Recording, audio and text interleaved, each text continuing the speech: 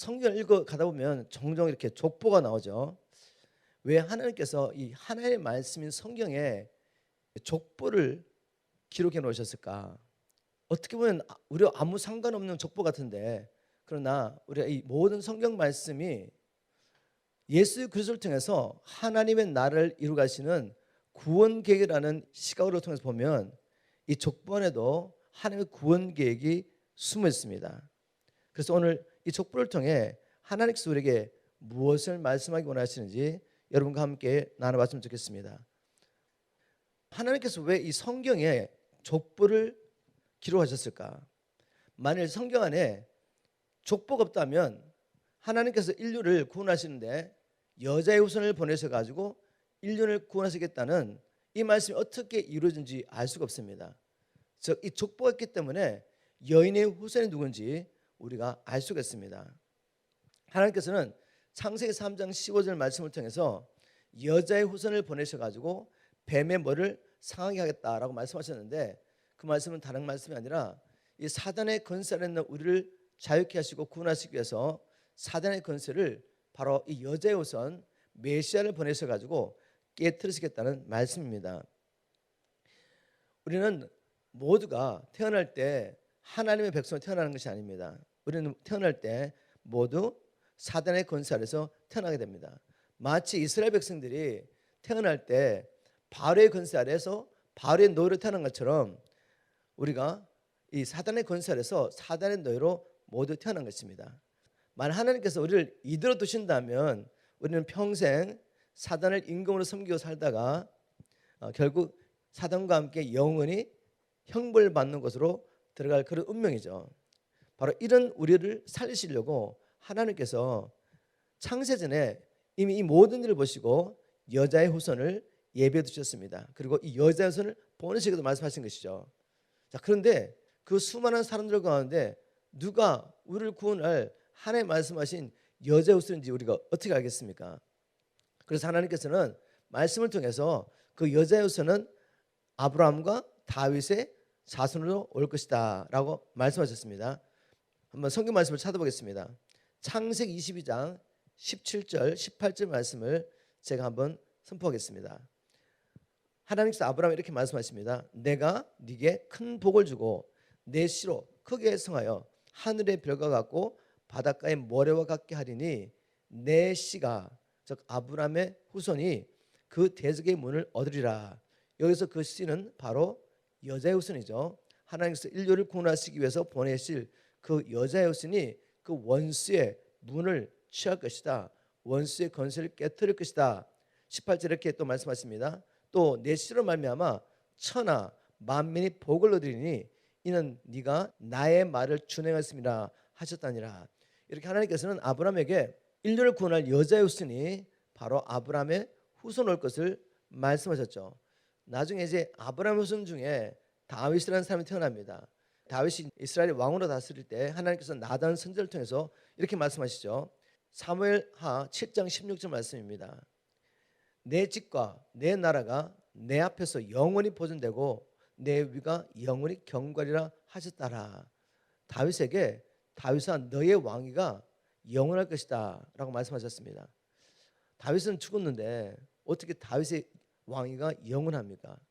그것은 바로 다윗을 통해 날 여자의 후손, 바로 메시아 왕국이 세워질 때 그 왕국은 다른 어떤 나라와 다르게 이 땅에서 영원히 존재할 것이다, 영원히 설 것이다는 말씀한 것입니다. 하나님께서는 이 여자의 후손이 아브라함과 다윗의 후손뿐만 아니라 그 여자의 후손은 그 이름 그대로 여자의 후손입니다. 즉 남자를 통해 나오지 않고 처녀를 통해서 잉태할 것을 이사야 7장 14절 말씀을 통해서 이렇게 예언하셨습니다. 이사야 7장 14절 그러므로 주께서 친히 징조로 너에게 주실 것이라. 보라 처녀가 잉태하여 아들을 낳을 것이요 그 이름을 임마누엘이라 하리라. 이렇게 성경은 정확하게 여자의 후손이 누군지를 계속해서 우리에게 보여주고 있습니다. 아브라함과 다윗의 후손이요, 그리고 그 아브라함과 다윗의 후손이지만 자연스러운 방법으로 남자와 여자의 관계를 통해 태어나는 것이 아니라 여자의 후손이 될 것이다. 왜냐하면 자연스럽게 남자와 여자의 관계를 통해 태어나면 그 여자의 후손도 우리와 똑같이 사단의 권세 아래 죄의 권세 아래 태어날 수밖에 없습니다. 그런데 그 여자의 후손, 우리의 메시아가 되실 분은 우리의 죄를 대속하실 바로 대속물 어린 양으로 오셔야 합니다. 그러나 흠과 티가 있으면 안 되는 거죠. 만일 대속물로 오실 그 예수님께서 자연적인 방법으로 아담의 후손으로 오신다면 그분도 그분의 죄로 말미암아 죽을 수밖에 없는 것입니다. 그래서 하나님께서는 여자의 후손으로 올 것이다 이렇게 말씀하셨습니다. 자, 구약 성경에 이렇게 우리를 구원할 메시아를 아브라함과 다윗과 그리고 여자 후손이라고 증거를 하셨는데, 신약 성경 첫 번째 마태복음이 시작됩니다. 마태복음 1장은 이렇게 선포했습니다. 아브라함과 다윗의 자손 예수 그리스도의 세계라고 이렇게 말하는데, 그러면서 아브라함과 다윗의 족보가 쭉 나옵니다. 마태가 뭘 하고 있냐면은 구약 성경에서 예언하신 그 여자 후손이 왔다는 것입니다. 아브라함과 다윗의 후손이 왔다는 것입니다. 그리고 그분이 남자를 통해 태어난 것이 아니라 여자의 후손으로 오셨다는 것을 증거하는 것입니다. 제가 마태복음 1장 1절 2절을 한번 읽어보겠습니다. 아브라함과 다윗의 자손 예수 그리스도의 세계라. 아브라함이 이삭을 낳고 이삭이 야곱을 낳고 야곱은 유다를 낳고 그의 형제를 낳고 이렇게 쭉쭉 내려오다가 6절에 오면은 이새가 다윗 왕을 낳으니라. 다윗은 우리아의 아내에서 솔로몬을 낳고 쭉쭉쭉 이렇게 또 누가 누구를 낳고 내려오다가 이제 16절 오면 다윗의 후손 가운데 야곱이라는 사람이 태어납니다. 마태복음 1장 16절 와서 야곱은 마리아의 남편 요셉을 낳았으니 요셉이 예수를 낳으니라 이렇게 해야 되는데, 야곱은 마리아의 남편 요셉을 낳으니 마리아에게서 그리스도 칭하는 예수가 나시니라 라고 말하면서 아브라함과 다윗의 계보를 쭉 이야기 내려오다가 결국 야곱이 요셉을 낳고 요셉이 예수를 낳고라 말하지 않고 야곱의 아내 마리아를 통해서 그리스도를 칭한 예수가 나니라고 이렇게 증거하고 있습니다. 그래서 사람의 눈을 보면 예수님께서 아브라함과 다윗의 자손으로 오셨지만, 그러나 예수님은 아담의 후손이 아니십니다. 여자의 후손인 것입니다. 그러면 왜 아브라함과 다윗의 후손이라고 하셨냐, 메시아를? 근데 성경에 보면 이 마태복음에만 예수님의 족보가 있는 것이 아니라 누가복음에도 예수님의 족보가 있습니다. 그 족보는 마태복음과 비교하면 좀 다릅니다. 거기 다윗도 나오고 아브라함도 나오지만, 근데 성경학자들이 하는 말이 이 족보는 예수 그리스도의 모계, 즉 마리아의 족보인데, 마리아도 올라가 보면 결국 아브라함과 다윗 후손입니다.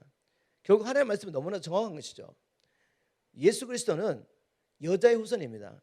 그분은 아브라함과 다윗을 통해 오셨습니다.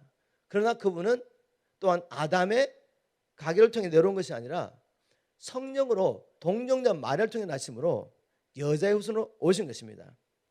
이렇게 성경은 나사렛 예수 그리스도가 바로 여자의 후손, 우리의 메시라고 선포했습니다.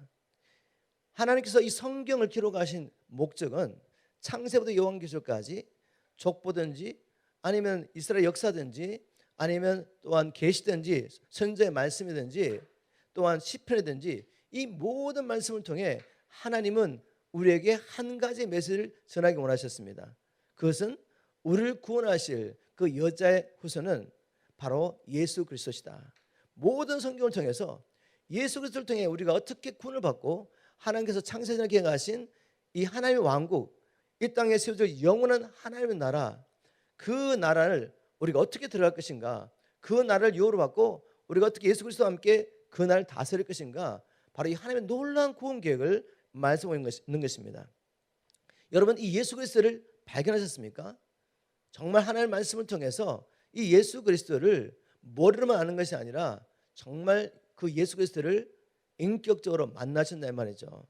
그래서 성령을 받으셨습니까? 그 성령을 통해서 예수가 그리스도라고 고백할 뿐만 아니라 또한 우리가 그리스도 예수 안에서 하나님의 아들이 됐다고 확신을 가지고 말씀할 수 있겠습니까? 여러분, 우리가 여기까지 가야 합니다. 성경을 통해 아무리 예수가 그리스도라고 저처럼 설명할 수 있어도 만일 그분을 실제적으로 만나지 않았다면 우리에겐 구원이 없는 것입니다. 우리가 알고 있는 그 수많은 성경에 대한 정보가 우리에겐 아무런 도움이 되지 않습니다.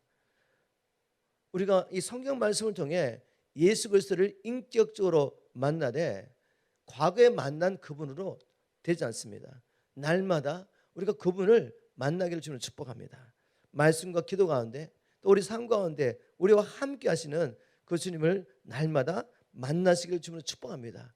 그래서 그분이 주시는 은혜와 그분이 보여주는 그 하나님 나라와 영광 때문에 우리가 이 땅에 살 때 정말 주를 위해서 살게 되기를 주님으로 축복합니다. 이렇게 성경에 나와 있는 족보는 중요합니다. 왜냐하면 나사렛 예수가 그리스도라고 이 족보가 우리에게 말하고 있기 때문입니다.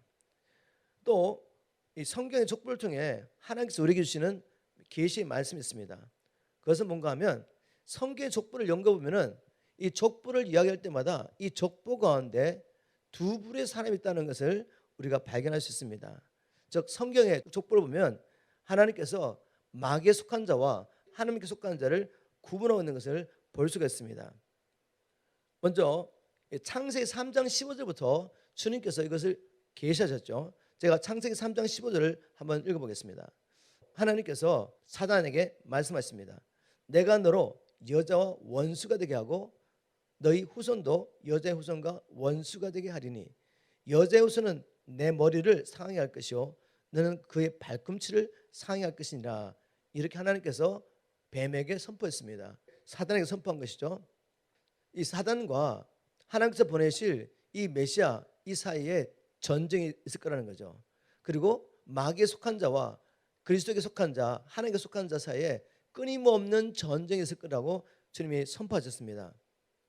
자, 이 말씀을 따라 지금도 여러분이 인식하든 인식하지 않든 이 두 부류의 사람들이 이 땅에 살면서 계속 싸우고 있습니다. 그 싸움의 목적은 이 땅을 누가 차지하느냐, 이 땅을 누가 다스릴 것이냐, 이 땅이 하나님의 나라가 될 것이냐, 아니면 사단이 통치하는 사단의 나라가 될 것이냐, 이 싸움입니다. 즉 빛과 어둠의 전쟁이 계속되고 있는 거죠. 창세기 4장 5장에도 족보가 기록되어 있습니다. 창세기 4장 5장의 족보를 봐도 두 부류의 사람이 있다는 걸 알 수가 있습니다. 먼저 창세기 4장의 족보는 가인의 족보가 나오죠. 가인이 누구를 낳고 그 가인의 후손들이 무슨 일을 했는지 쭉 기록하고 있습니다. 그런 다음에 4장 마지막부터 시작해서 5장까지 셋의 후손이 나오죠. 셋의 족보가 기록되어 있습니다. 이렇게 창세기 4장 5장에도 가인의 후손과 셋의 후손을 구분하심으로 마귀에 속한 자와 하나님께 속한 자를 이렇게 구분하십니다. 또 이제 쭉 가다 보면 하나님께서 노아 시대 때 이 땅에 살던 사람들을 물로 심판하시고 난 다음에 노아의 세 아들을 통해서 이 인류 역사를 새롭게 시작하시죠. 그래서 다시 족보가 나옵니다. 창세기 10장 11장에 노아의 후손의 족보가 나오는데 노아의 후손 가운데서도 하나님께 속한 자와 그리고 마귀에 속한 자 구분되는 것입니다. 이렇게 노아의 후손들 가운데서도 이 두 부류의 사람이 있는 것을 우리가 알 수가 있습니다. 신약 시대에 오면 이 두 부류의 사람들이 다름 아니라 하나님께 속한 자와 마귀에 속한 자인 것을 분명하게 말하고 있습니다. 요한일서 5장 19절 제가 현대의 성경 한번 읽어보겠습니다. 우리는 하나님께 속하였고 온 세상은 마귀의 지배 아래 있습니다 라고 말하고 있습니다. 온 세상은 지금 마귀에 속했고 예수 그리스도를 믿음으로 주님 안에서 거듭난 우리는 하나님께 속한 자라고 말하면서 이 세상에 수십억의 인구가 살고 있지만 하나님 눈으로 보면 두 부의 사람밖에 없는 것입니다. 심지어는 여러분 유대인들 하나님의 백성 자체는 이 유대인들 안에도 모두가 하나님의 사람이 아니라 마귀에 속한 자가 있었던 것입니다. 그래서 예수님께서는 자기를 죽이려고 하는 이 유대인들에게 노골적으로 이렇게 말합니다. 너희 아비는 마귀다고. 요한복음 8장 44절이죠. 너희는 너희 아비 마귀에서 났으니 너희 아비의 욕심을 너희도 행하고자 하느니라. 자기를 죽이려고 하는 이 유대인을 보고 주님께서 노골적으로 너희는 마귀에 속했다. 너희 아비는 마귀라고 선포하셨습니다. 다시 말해서 하나님의 백성으로 일컬음을 받는 그 사람들 가운데 영적으로 보면 구분됐다는 것입니다. 종교적인 열심이 있었던 그 대부분의 바리새인과 서기관들, 종교 지도자들이 예수님을 대적하고 예수님을 십자가에 못 박았습니다. 그들은 그들의 행위, 삶을 통해서 그들이 하나님께 속한 자가 아니라 마귀에 속한 자인 것을 증명한 것입니다. 이제 한번 이 두 부의 특징을 한번 살펴보도록 하겠습니다. 이렇게 이 세상에 두 부류의 사람들이 있다면 우리가 구분할 수 있어야죠. 그래야지 우리가 또 누구에 속했는지 알 수가 있지 않겠습니까? 마귀에 속한 사람의 특징이 있습니다. 마귀에 속한 사람들은 특징을 보면은 세상 사람들의 관점 보면 정말 능력 있고 힘 있고 아주 괜찮은 사람들이죠. 역대상 1장 10절 읽어보겠습니다. 역대상 1장 10절. 또 구스에겐 니무리스라는 아들이 있었는데 그는 세상에서 최초의 정복자였다. 노아로부터 셈, 야벳, 함 이렇게 세 아들이 있습니다. 그 세 아들 가운데 함이 노아에게 저주를 받죠. 노아의 아들 가운데 가난이 있고 그 가난 가운데 누가 태어났냐면 니무스라는 사람이 태어나는데 이 사람은 세상의 최초의 정복자라고 합니다. 이 니무롯이 이제 나라를 세우죠. 니무롯도 창세기 11장 가면은 바벨탑을 세웁니다. 바벨탑을 세우면서 자기 이름을 내려고 하죠. 세상적으로 보면 굉장히 리더십 있고 능력 있고 아주 멋있는 사람입니다. 하나님께 속하지 않고 마귀에 속했는데 세상의 관점으로 보면 아주 괜찮은 사람이죠. 그죠? 자, 또 마귀에 속한 사람을 보면은 그들은 하나님을 믿지 않기 때문에 자기를 위해 살면서 세상 풍속을 쫓고 자기의 마음의 원한에 따라 사는 걸 알 수가 있습니다. 그들은 하나님께서 어떤 특별한 목적을 가지고 자기를 창조했다는 걸 믿지 않기 때문에 자기 마음의 좋은 대로 이 세상의 풍속을 쫓으며 자기가 원하는 걸 따라 사는 거죠. 에베소서 2장 2절 3절 현대의 성경으로 한번 읽어보겠습니다. 전에는 여러분이 세상의 악한 길을 따르고 하늘 아래 영역을 지배하고 있는 마귀에게 순종하며 살았습니다. 이 마귀는 현재 불순종하는 사람들 가운데서 활동하는 영입니다. 우리도 전에는 그들과 똑같이 우리 육체 욕심대로 살며 육체와 마음이 원한 대로 하여 다른 사람들과 마찬가지로 본래부터 하나님의 노여심을 살 수밖에 없었던 사람들이었습니다. 마귀에 속한 자의 특징, 하나님의 뜻을 알지 못하기 때문에 세상의 길을 가고 자기 마음에 원하는 것, 육체 욕심을 따라 삽니다. 세상 사람들은 이걸 죄라고 말하지 않죠. 그러나 하나님의 관점 보면 이게 죄가 되죠. 왜냐하면 하나님의 주권, 왕권, 창조되심을 인정하지 않고 하나님의 창조의 목적, 우리를 각자를 창조하신 하나님의 뜻을 버리고 자기 길을 가고 있기 때문에 하나님을 대적하는 것입니다. 우리가 이렇게 살 때 보이지 않는 영역 가운데서 지금 불순종하는 자를 통제하고 있는 다스리고 있는 마귀를 섬겨야 됩니다. 우리가 영적으로 죽었을 때, 영적으로 눈이 가렸을 때 다 이렇게 산 것입니다. 마귀에 속한 자의 특징을 나눠봤는데 이제 하나님께 속한 사람의 특징을 한번 나눠보도록 하겠습니다. 하나님께 속한 사람들은 자신의 연약함을 알기 때문에 하나님 없이는 살 수 없는 사람인 걸 알 수가 있습니다. 이거 아주 중요한 거죠. 이 하나님에 속한 사람의 특징을 보면 하나님, 저는 하나님 없이 아무것도 할 수 없습니다. 이런 고백하며 살고 있습니다. 창세기 4장 26절에 셋도 아들을 낳고 그 이름을 에노스라 했으며 셋은 바로 하나님께 속한 자라서 이 셋을 통해서 여자 후손이 태어나게 되는데 이 셋이 아들을 낳고 그 이름을 에노스라고 불렀습니다. 그런데 이 에노스 때부터 사람들이 여호와 이름을 부르기 시작했다라는 기록이 있습니다. 여러분, 에노스의 이름을 연구하면 참 재밌습니다. 에노스라는 이름의 의미는 병들어 고칠 수 없고 죽을 수밖에 없는 연약한 사람이라는 뜻입니다. 병들어 고칠 수도 없고 죽을 수밖에 없는 연약한 사람, 이게 에노스의 이름입니다. 즉 다시 말해서 이것은 하나님께 속한 사람이 세상적으로 보면 정말 연약하고 부족하고 아무것도 할 수 없는 그냥 소망 없는 사람처럼 보이셨다는 것입니다. 그런데 그렇기 때문에 바로 그 어려운 가운데 고난 가운데서 주님을 발견하게 됩니다. 인생의 목적을 자기의 힘과 능력, 나의 배경을 통해서 내가 무엇을 할 수 있다고 정한 것이 아니라 바로 연약한 가운데 하나님을 부르면서 주님을 만난 것이죠. 그래서 주님을 만나서 하나님을 발견하고 하나님의 창조의 목적을 따라 사는 자가 하나님께 속한 자의 특징입니다. 또 로마서 14장 7절 8절을 보면 하나님께 속한 자는 하나님을 만났기 때문에 자기로 살지 않고 사나 죽으나 주를 위해 사는 것을 알 수가 있죠. 로마서 14장 7절 8절 우리 중에 누구든지 자기를 위해 사는 자가 없고 자기를 위해 죽는 자도 없도다. 우리가 살아도 주를 위하여 살고 죽어도 주를 위하여 죽나니 그러므로 사나 죽으나 우리가 주의 것이다 라고 고백하고 있습니다. 자, 여러분, 이제 하나님께 속한 자와 마귀에 속한 자 분명히 구분이 되죠. 나는 누구에 속했는가? 한번 우리가 진지하게 우리 자신에게 물어봐야 됩니다. 주님, 나는 누구에 속했습니까? 그래도 목사님, 우리 그걸 어떻게 할 수 있습니까? 라고 질문하실 분이 계실 것 같은데, 우리 예수님 이렇게 말씀하셨죠. 그 열매로 그들을 알리라. 삶을 보면 알 수가 있던 것입니다.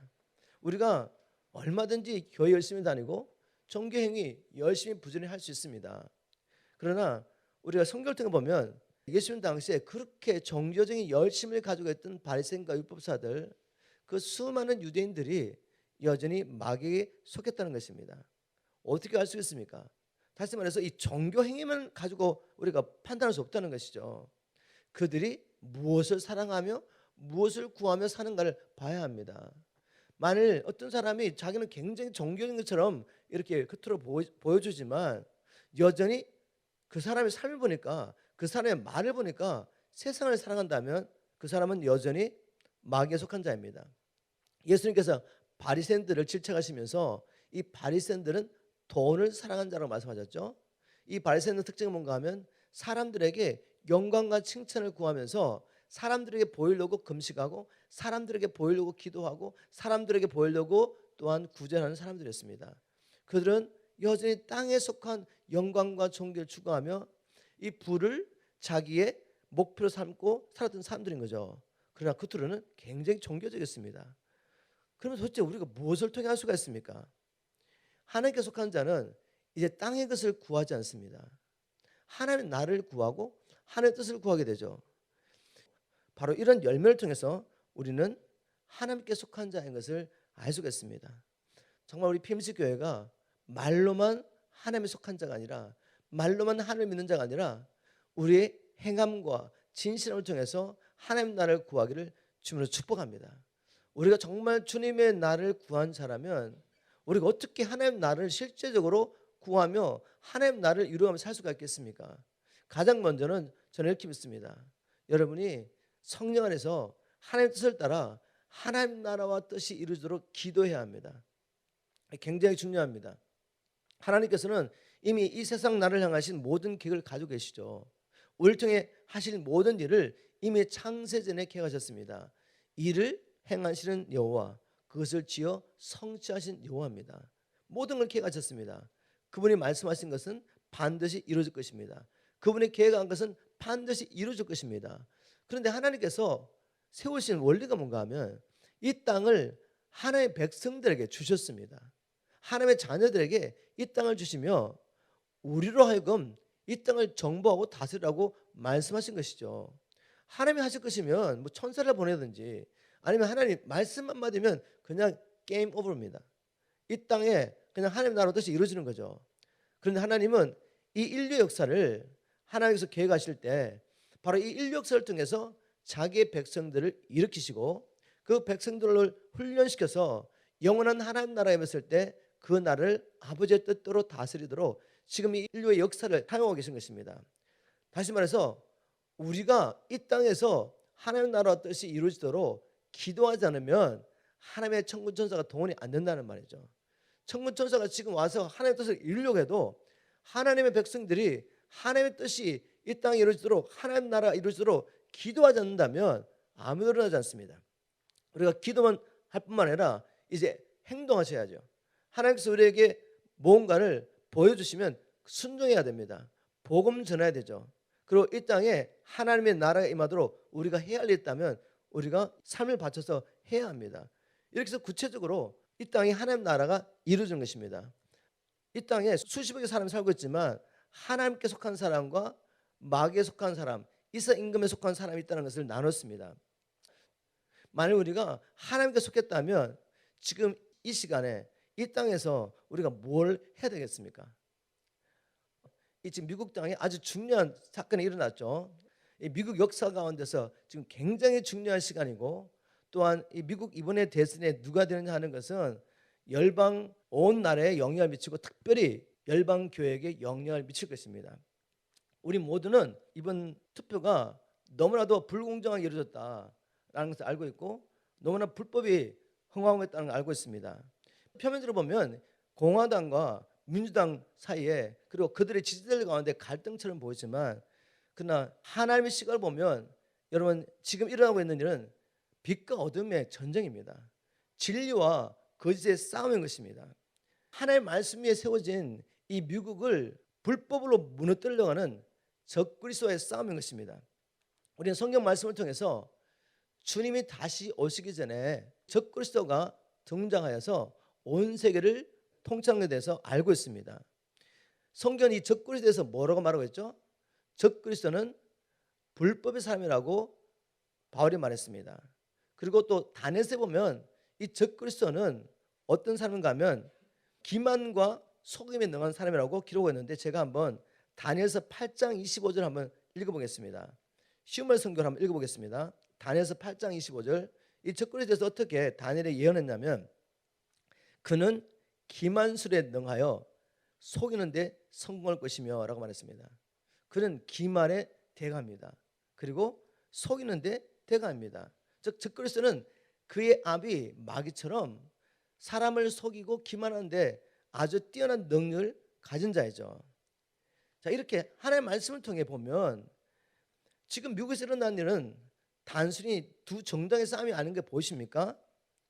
지금 불법의 사람 적그리스도가 하나님의 진리의 말씀 위에 세워진 이 나라를 무너뜨리려고 불법으로 이 나라를 점령하려고 하는 이 사건인 거죠. 적그리스도는 기만술에 얼마나 능한 자인지 미디어를 장악하고 미디어를 통해서 끊임없이 사람들에게 거짓말하고 있습니다. 그런데 사람들이 이걸 계속 듣고 그들은 미혹을 받았죠. 진리가 보이지 않습니다. 이 싸움은 영적인 싸움입니다. 진리와 거짓의 싸움이란 말이죠. 하나님 나라와 어둠의 나라의 싸움입니다. 우리가 싸워서 이겨야 할 대적은 사람이 아니에요. 그래서 정치인들이 아무리 이 선거를 바로잡으려고 이건 불법이다 증거를 제시하고 아무리 노력해도 만일 교인 우리가 하나님의 말씀으로 예수가 이름의 큰수로 싸우지 않으면 우리는 승리할 수 없습니다. 왜냐하면 아무리 많은 증거를 갖다 대도 불법의 영이 역사했다면 불법이 합법되는 것입니다. 여러분 제 말 아시겠어요? 이건 불법이야. 이번 선거는 불법이야. 아무리 이야기를 해도 그 나라에 지금 다스리는 보이지 않는 영이 불법의 영이라면, 적그리스도의 영이라면 아무리 물질적인 증거를 갖다 줘도 불법이 이긴다는 말입니다. 불법이 합법이 되는 것입니다. 아무리 수많은 부정선거의 증거를 제시해도 사람들 가운데 거짓말의 영이 역사가 있다면 진리를 발견할 수 없습니다. 그리고 그렇게 말합니다. 왜 자꾸 업무론을 이야기하는 거야? 이렇게 말하는 겁니다. 분명한 부정선거에 대한 수많은 증거들이 쏟아져 나오는데도 그들의 눈에는 그게 보이지 않고 그게 업무론처럼 보이는 거죠. 왜? 거짓 세상에 사로잡혔기 때문에. 그렇다면 이 전쟁을 우리가 어떻게 싸워야 되겠습니까? 물론 정치인들은 이게 불법이라는 것을 물질적인 증거를 가지고 계속 제시해야죠. 그러나 이것만 가지고 안 된다는 거죠. 지금 이 미국 땅 역사가 있는 적그리스도의 영을 대적해 싸워야 합니다. 거짓의 영을 결박해야 되고 불법의 영을 결박해야 됩니다. 그렇지 않으면 적그리스도의 영이 이 나라를 점령하게 됩니다. 지금 당장 사람들이 느끼지 못하지만 시간이 지나면 바로 이 나라는 하나님의 나라인데, 하나님께서 열방 선교를 해서 택하신 나라인데 이제는 적그리스도 통치 아래 들어갈 수밖에 없는 것입니다. 물론 장차 적그리스도가 온 세상을 다스릴 것이지만 저는 지금은 아직 때가 아니라고 생각합니다. 우리는 부흥을 경험해야 합니다. 요시아의 부흥처럼 마지막 부흥을 경험하고 종교 개혁이 일어나고 교회가 깨어나고 열방 교회가 마지막 싸움을 해서 준비되고 우리 자녀 세대가 일어나서 준비되어야 합니다. 그러기 위해서는 아직도 우리에게 시간이 필요합니다. 저는 여러분을 초대합니다. 함께 모여서 주님 앞에 간절히 이 시간에 우리 주신 권세를 사용하며 교회를 땅에 두신 하나님의 뜻을 이루기를 주님으로 축복합니다. 이 족보를 통해 주시는 하나님 계신 말씀 몇 가지 좀 더 나눠보았으면 좋겠습니다. 이 족보를 보면은 다윗의 가게에서 예수 그리스도가 태어나게 되는데, 이 다윗의 족보를 보면 하나님의 택함을 받을 만한 아무런 선함이나 뛰어남이 없습니다. 이 말씀을 통해서 우리가 알 수 있는 것은 뭔가 하면 우리가 하나님의 자녀된 것도 전적으로 이건 하나님의 사랑과 은혜의 결과였던 걸 알 수가 있죠. 다윗의 조상들의 계보를 한번 보겠습니다. 역대상 2장에 이렇게 기록합니다. 유다의 며느리 다말이 유다로 말미암아 베레스와 사를 낳았으니 유다의 아들이 모두 다섯이더라. 유다가 누구를 통해서 그리스도의 족보를 이루어간다고요? 자기 며느리 다말과의 관계에서 베렛을 낳고 이 베렛을 통해 이어갑니다. 11장에 보면 또 나손은 살마를 낳았고 살마는 보아스를 낳았고, 우리가 보아스는 잘 알고 있는데 살마는 잘 모르죠. 성경 연구해 보면 이 살마는 여리고를 정탐하고 왔던 사람 중에 한 사람이죠. 이 살마가 나중에 여리고의 기생 랍과 결혼해서 아들을 낳습니다. 그 아들이 바로 보아스입니다. 이 보아스는 오벳을 낳고 오벳은 이새를 낳고 이새는 일곱째 아들로 다윗을 낳게 되죠. 자, 이렇게 예수 그리스도의 계보를 보면 정말 인간적으로는 아니 무슨 이런 집안이 하나님의 역사를 이루어가는 집안이 될 수 있을까라고 할 정도로 세상적으로 봐도 별로 뛰어난 그런 가정이 아닙니다. 그런데 하나님께서 이 가정을 택하셨죠. 다윗을 통해서 계보가 또 이어지는데 다윗에게 여러 아들이 있었습니다. 그런데 하필이면 솔로몬을 통해서 이 계보가 이어집니다. 솔로몬은 누구를 통해 낳았습니까?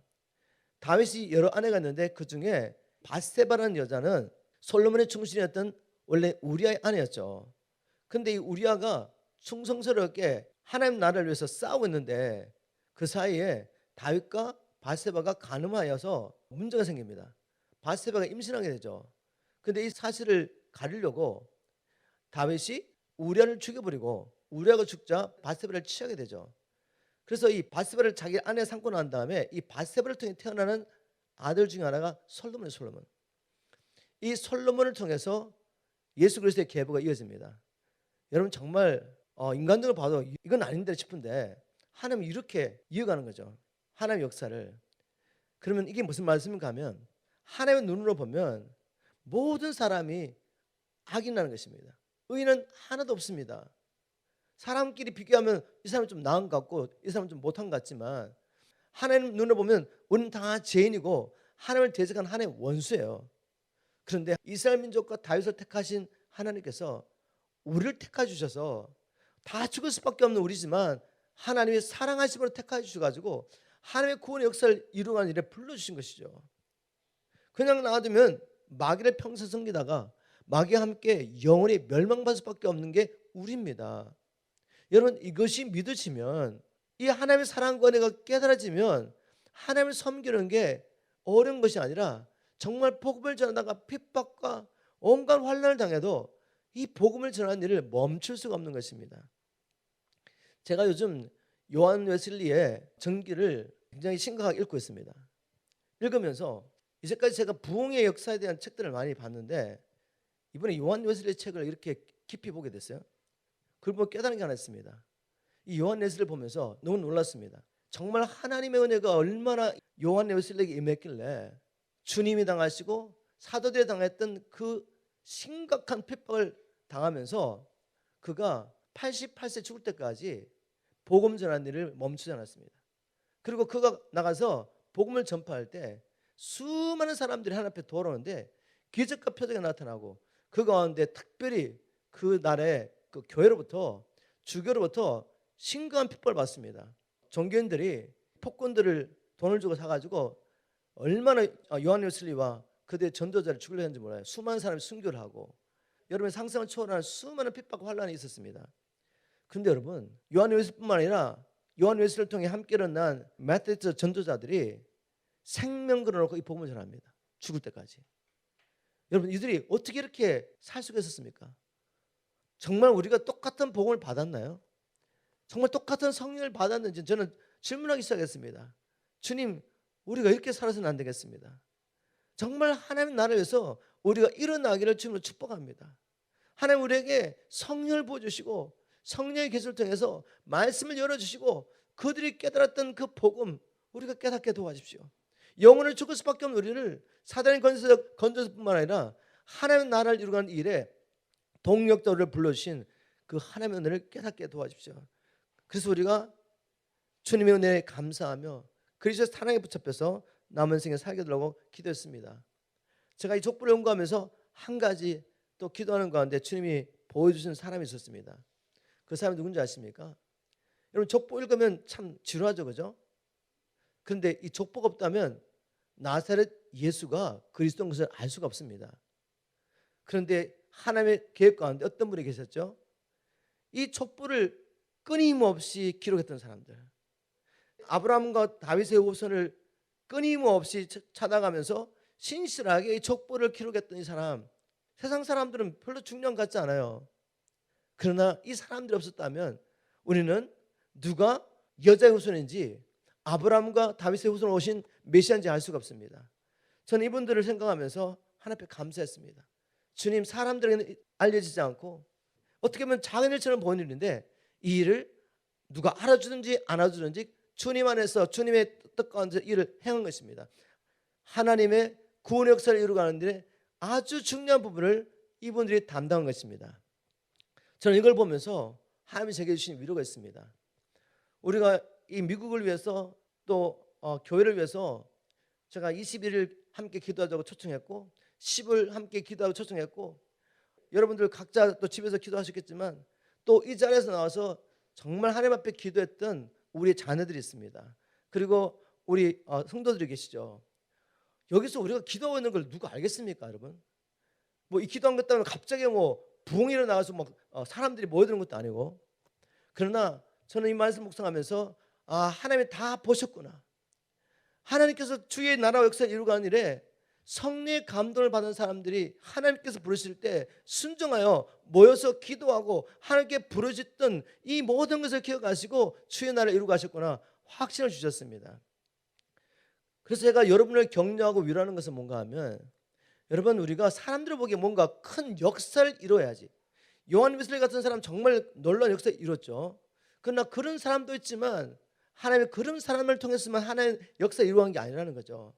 우리에게는 이름도 모르고 누군지도 모르고 성경 읽을 때마다 별로 중요하게 생각하지 않는 그 이름들을 기록한 사람들, 그런 사람을 통해서 또한 하나님께서는 자기 역사를 이루어 가셨습니다. 우리 작은 한 사람 한 사람, 우리의 수고와 섬김과 순종을 통해 하나님은 자기의 나를 이루어 계십니다.